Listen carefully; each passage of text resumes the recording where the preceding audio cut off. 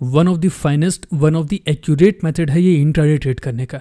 इससे easy method नहीं हो सकता। और इस पर हमने सिर्फ एक नहीं बहुत सारे ट्रेड्स लिए। पिछले 4 दिन की बॉडी लैंग्वेज देखो आप, लगातार लो पर लो ब्रेक होते चले जा रहे हैं। कैंडल्स अपनी प्रीवियस कैंडल का लो हाई वॉल्यूम के साथ तो ब्रेक कर ही रही हैं, इसके साथ ही साथ प्रीवियस सपोर्ट्स भी कंटिन्यूअसली टूट रहे हैं। 21 को एक हाई वॉल्यूम के साथ कैंडल बनी थी जिसने अपना प्रीवियस बहुत पुराना सपोर्ट तोड़ा था और उसके बाद फिर प्राइस रुका नहीं, लगातार हाई वॉल्यूम के साथ गिरता ही जा रहा है। अब इन्हें तो हम ट्रेड नहीं कर सकते क्योंकि ये कंटिन्यू फॉल है और विदाउट पॉइंट ऑफ एक्शन हो रहा है। लेकिन आज की मार्केट एक बहुत अच्छे पॉइंट ऑफ एक्शन पर हमें मिली और कल से ये हमारी रडार पर था। सबसे इंपॉर्टेंट चीज हमारी जो पहले से क्लियर है वो ये कि हमें इस स्टॉक में सेलिंग करनी है और इस जगह से ही सेल करना है। अब लोअर टाइम फ्रेम पर सबसे पहले हमने वेट किया प्रॉपर स्विंग हमारा लग जाए, प्राइस अपने स्विंग लो से ऊपर जाए, प्रीवियस कैंडल का हाई ब्रेक करे और वॉल्यूम्स के ब्रेकआउट करे बस जैसे तैसे, जिससे कि एक स्ट्रॉन्ग स्विंग लो कंफर्म हो और यही स्विंग लो आगे चल के हमारी एंट्री में मदद करने वाला था। अब स्विंग पर देखो आपको एक इनसाइड बार दिख रही होगी जो बहुत स्ट्रॉन्ग कंफर्मेशन होता है, जिसके अंदर कई सारी कैंडल्स हैं, बट इसमें से 2 कैंडल सबसे इंपॉर्टेंट है क्योंकि इनमें वॉल्यूम्स के ब्रेकआउट है। ये दोनों ही वो कैंडल्स हैं और दोनों का कलर ब्लैक। ये एक तरह का सेलिंग प्रेशर दर्शाता है जो कि हमारे पॉइंट ऑफ एक्शन पर हो रहा है और दिन के सबसे पहले स्विंग लो पर हो रहा है। इसका सिंपल सा मतलब होता है प्राइस अगर गिरा तो फिर ये रोकने से भी नहीं रुकेगा। एंट्री लेनी तो डायरेक्ट तो नहीं करेंगे, हमें चाहिए हमारा सबसे पहला स्विंग लो कंफर्म होना चाहिए और ये कंफर्मेशन मिलते हैं वॉल्यूम से।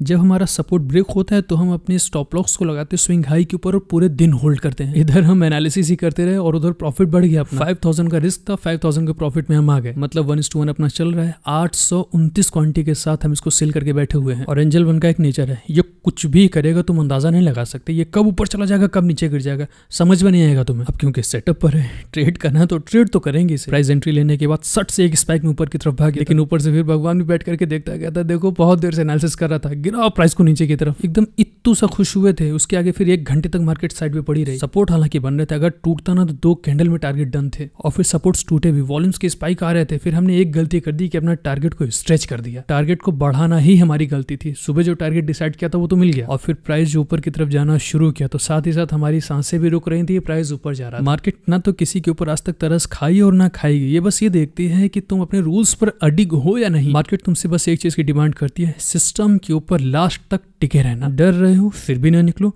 खुश हो गए हो तो अपनी खुशी में कोई उल्टी सीधी खुरापाते भी मत स्टार्ट कर दो। करीब 25,000-26,000 रुपए के आसपास के प्रॉफिट है। हालांकि हमने टारगेट्स को स्ट्रेच किया था, बढ़ाया था उसे, हमें जितना चाहिए था चुपचाप लेके बाहर चले जाएंगे। इसको जहां जाना है जाए। कैश मार्केट की प्रैक्टिस करो तुम, सेटिस्फेक्शन भी मिलेगा और थोड़ा थोड़ा करके मार्केट तुम्हें पैसा देगी। चैनल को सब्सक्राइब कर लेना, वॉल्यूम्स की तुम्हारी समझ और बढ़ेगी। फिर मिलते हैं।